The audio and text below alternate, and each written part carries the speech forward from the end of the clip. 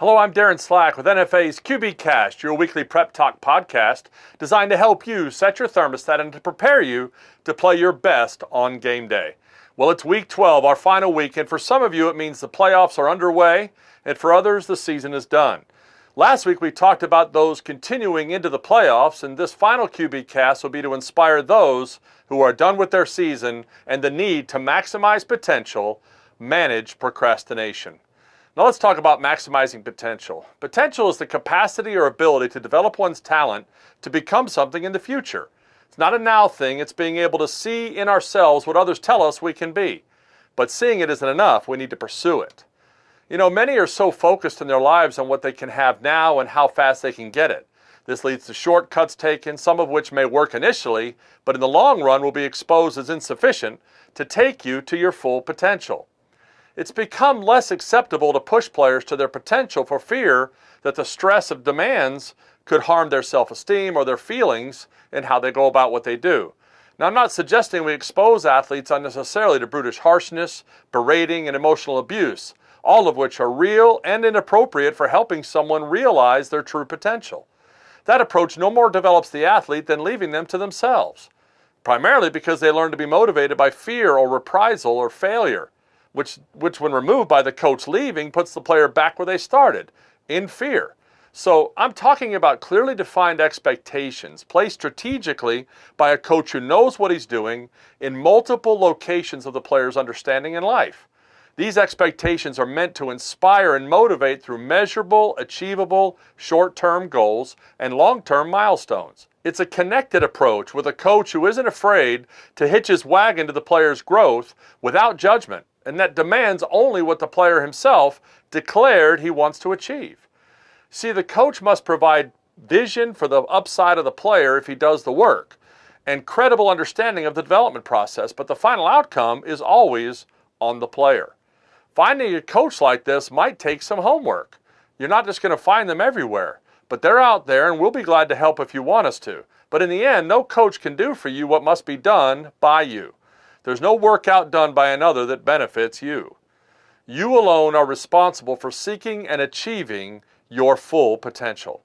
Now, there are many reasons why people don't pursue their highest potential as players in this game and as people in life. Here's a few of them I want to discuss right now. You know, fear is the single greatest enemy to achieving our potential. There are literally hundreds of known and labeled fears in people's lives.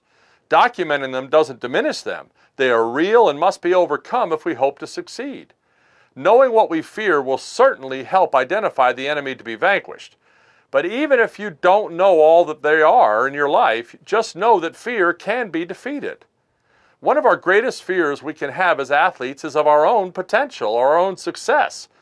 You know, we're creatures of habit and comfort, and any success of any kind requires us to leave the comfort of our known experience and take a leap into the unknown.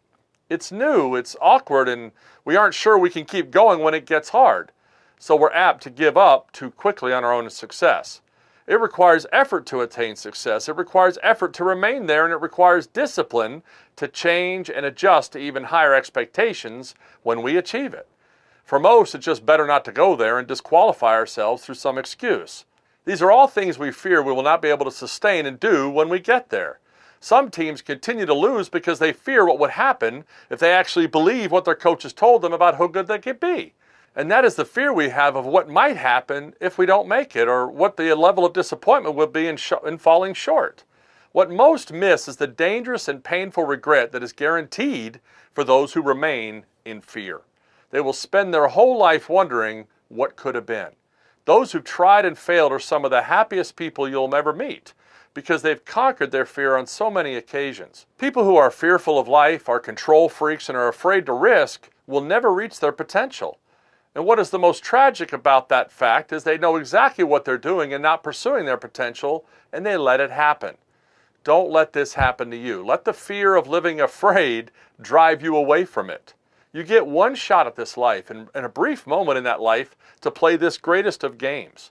You'll have a lifetime to talk about what you did and did not accomplish in it. So don't give in to the fear and end up on the front porch someday trying to tell your son to chase something you weren't willing to do when you had the chance. All that remains will be the story told about how you overcame your fear to serve your team, your family, and your community.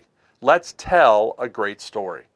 If you're willing to lose everything for the dream to tell a great story, even if you don't make it, you're on your way to defeating fear and achieving your dream and your potential. Now, immaturity is the next potential killer. It's the inability to own and make the decisions necessary to move towards your goals. This isn't about skipping your childhood, but rather staying a child when manhood and maturity are needed. Make no mistake, football demands maturity and manhood now. Immature young men don't understand and find it difficult to prioritize what's most important in their lives. They try to make everything they want to do and what makes them feel good as important as that which they must do to achieve their potential. Until they can learn that what they want and feel isn't nearly as important as what they need to do to achieve their goals, they're most to be pitied and need to be lovingly pushed. Unfortunately, it's usually a loss or a tragedy that shakes their immature heart out of their foolishness, and I wish that on no one. Let's be willing to answer the bell and step into the ring of manhood and maturity in this game of football, leaving no doubt of our courage to come out swinging. Life must be fought for. It's a privilege. It's a gift. And those who are faint of heart because they won't answer the bell are destined to be knocked out sooner than later. But they will be knocked out by life. Selfishness is the big brother of immaturity, and it's the next hindrance to realizing potential. It's the pursuit of one's own desires and feelings over anything that would benefit others or the team. Selfish players have convinced themselves that they deserve something that they're not getting from the players or the coaches around them. Whether it's respect, playing time, or honor they haven't earned, they'll continually choose what they believe will get them what they want sooner than later. Often what they want isn't wrong, it's just the priority they place on getting it right now. You see, the selfish player doesn't realize, nor do they want to hear, that they will often get the very thing they want if they're willing to put others before themselves. If they want respect, they need to respect others, but they won't do it. If they want playing time, they need to serve the team and the coaches with talent and great effort, but they won't do it. If they want to be honored, they need to honor others before they themselves get honored, but they won't do it. It's particularly sad to see young men trapped by their selfishness because they often self-destruct emotionally long before they ever get what they want. And it leads to all kinds of issues later in their lives unless they're willing to change. Don't let selfishness demand of others what you haven't earned. Be different. Be a servant. Pride, the wrong kind, which is better termed arrogance, is the final barrier to maximizing potential that I want to address. Taking pride in our hard work and developing confidence in our developed strength, speed, and skill is appropriate, desired, and necessary. But arrogance is the belief that a player deserves all the benefits of hard work and confidence without actually doing anything to achieve it. I call it show-up talent. It's some ability to achieve that is better than others, but there's no humility to be coached or to develop the talent they bring to the table. They believe upon arrival that they not only deserve honor and respect for what they can do and are, but they will spew their arrogance verbally on everyone around them. I've heard it said that arrogance is the only disease that will make everyone nauseous and sick except the person who has it. This is not how we want to live. Arrogance is a deep and divisive confusion in a man's life about who's most important and their purpose for being alive. They haven't had enough life experience, proper coaching, and life correction to understand that their greatest strength in life is humility and serving, not self-promotion as they think it is. Arrogance has destroyed more potential than all the other issues combined because the players learned too late that this game and life has never been and never will be about them. Arrogance is difficult to defeat, and it's a lifelong opponent for anyone. It's not something that just goes away. It must be identified, monitored, and contained at all cost to protect our pursuit of our potential. This is why we must diligently pursue input from coaches, parents, and those we trust to root out fear, root out immaturity, root out selfishness, and that all-present arrogance, so we can maximize our potential for our teammates, our coaches, our families, and especially our future. Now let's talk about what all these issues practically do to hinder developing potential. They produce the same challenge for everyone who struggles with managing procrastination. Procrastination is putting off to another time what we know would benefit us and others the most right now.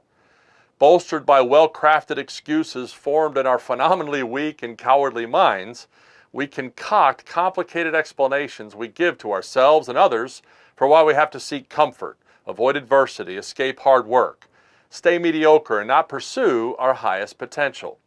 We are prone to allowing our emotions or not feeling like doing something to steal our passion in pursuit of the goals we set on a stronger and more focused day in the past when we cared about what we were doing. There was a season or a day when we were better, but that is gone, and now we procrastinate. So what happened? Why did we suddenly move from incredibly motivated and serious about our success, and now we are thoroughly apathetic and distancing ourselves from what we were so sure we wanted just a few weeks ago? Procrastination is the poison that destroys our potential, our dreams, and our desires, one excuse at a time. So why do we let this happen? Well, I believe the first reason we allow ourselves to procrastinate is that we grossly underestimate the amount of work it will take to do and to be our best for our teams. We assume a certain workload will help us get to the physical size and develop skills we need to help our teams, and we are often woefully short in our calculation of what it's going to take. So we believe we can wait to do the lesser amount required. We can just do it tomorrow. So we put our desires and wants ahead of everyone else and everything. Truth is, left to ourselves, we will almost always do less, choose the easier path, and look for the least route of resistance to achieve our potential and objectives. Now, to avoid procrastination, we need to do a few things. First, we need accountability. Plain and simple. We cannot achieve our highest and best alone. We need to make ourselves accountable to a coach and to other players who share our goals. So when we're in that season of temptation to procrastinate, we simply cannot do it without some great cost that we want to avoid. If the penalty for procrastination is significant, such as open correction or extra work or lost reputation with those we respect, then we will fear the failure to fulfill the obligation more than the fear of the work we have to do. It's not flashy, but it works. There is nothing worse than trying to sell your coach or your accountability partner on an excuse for why you flaked out and skipped out. What sounded so good in our minds just sounds terrible coming out of our mouths at that point to them. If you have real courage and truly want to avoid procrastination through accountability, I dare you to set your own punishment. You tell your partner what you will do if you're delaying or skipping your workouts. Better make it doable because you're going to have to do it. You know, when I really wanted the change in my life but wouldn't because of procrastination, I once actually committed to pay someone money if I didn't do it. Now, unfortunately, accountability will only keep us from failure for a time because it isn't strong enough to keep us motivated long term, even if it costs us. At some point, any rising failure and penalty will only serve to discourage us. So it cannot work alone. It's a starting point to break the static of self-pity and whining that confronts our efforts to move the chains. But we need to do a few other things to help avoid procrastination on the long-term side. The next thing you need to do to stop procrastinating is to examine your motives. I believe motives are the reason why we're pursuing our goals and dreams. Motives are in the heart and the will and are connected closely to our beliefs about all we do. And it's true that in our lives, we do what we believe at any given moment. This is why if we are to change procrastination, we have to change why we care and what we believe about it. If we are motivated to do something only for ourselves, then we will only hold ourselves to a high standard as long as we feel like doing it because no one's expecting more of us. It's our dream and we can destroy it if we want to. That's what we believe. However, when we catch a vision for the passion that is stirred, when we see something outside of us that means more to us than us, that glimpse into true greatness taps into the core of who God made us as men to be. We will start to see desires in ourselves that are stronger than we've ever seen, and we're captivated by it. This goes to the core of who we are. If our motives are glory and fame for ourselves, we will quit and procrastinate every time. But when we learn that our greatness will be determined by our willingness to serve others to achieve their dreams with our best, we've got a chance to do something special. If we can see that it's those individuals who benefit from our sacrifice for them that will tell that great story about our lives, then we will begin to find an energy that exceeds what we've ever known before. When we understand how to truly love not what we do, but who we do it for, then we are mainlining manhood and why we were born to be great in the first place, not for ourselves, but for others. Procrastination is cowardice and fear. But if we can remember who we serve and why we serve them because of the love we have for them, whether they appreciate it or not, we will suck it up and go again with all we've got. There is no improving on the decision to love those you serve as the source of your power to defeat procrastination. It's the simplest yet most difficult decision to make in our lives. It's so hard because while love is a noble thing and very powerful, we risk giving everything to someone who may not even acknowledge what we've done for them. We may not get so much as a nod or a thank you. This makes love daunting and challenging despite all its positive energy that we talk about. What we must do is realize that love is the will's decision to keep our promise no matter what others do or don't do. It's the deeply held belief that because God was good enough to give me the talents I possess, I should follow that with a willingness to give them to others. I didn't earn them. I can't keep them when I die, so I need to give them in love to others. Once your beliefs change to that mindset, you'll not only find the energy to push through those tough moments and excuses, but you'll be less and less affected by the failure of others to appreciate your efforts. You love them anyway. That's what coaches do for players every day. That's what parents do for children every day.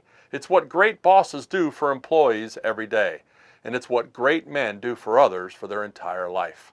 Finally, if you want to defeat procrastination on a daily basis, love won't always be your first thought. So you need to learn to talk to yourself more than you listen to yourself in your life. You know, I tend to wake up hearing voices that tell me everything I don't have, what I want, and who owes me for what I've done for them. I've found self-talk to be the most effective procrastination killer and excuse silencer in my life. When I speak directly to the selfish weakness of my excuses and those voices with the truth of what I want to achieve, I find strength to step through it. If I don't feel like doing the workout or conditioning, I need to remind myself out loud why the workout or conditioning is important and what will happen if I make excuses. It may go something like this. Listen, I'm here to work, not whine. I understand why I feel this way. It's hot and I'm tired, but I'm also an athlete with a future brighter than most my age, and I have no excuse that makes any sense to not go hard. I will act grateful in my effort for the privilege I have to be here. Every drop of sweat will affirm my gratitude to play this greatest of games, and I will not yield to weakness because I love my teammates. Or you could just say, I love my team. Shut up, selfishness. Listen, say it how you want, but I promise just a few sentences in saying these things out loud, and you'll notice a shift in your emotions. Fill your mouth with gratitude, and it will change your attitude. You are literally giving yourself a pep talk that your mind hears and responds to emotionally. It doesn't always work the same way, and you have to try different approaches. But I have yet to find a moment when I've done this that I haven't had the momentum start up in me to step out of the weakness I'm experiencing. It really helps if you can say things that someone else nearby can hear as well. Hey, you know, it's hotter than blazes right now, dude, and I feel awful, but I am not going to quit. Because that's exactly what I want to do right now. Now, they may look strange at you, but you can continue like, I'm going to finish this workout hard because I love being here. I love my teammates. I love you, and I will not give up.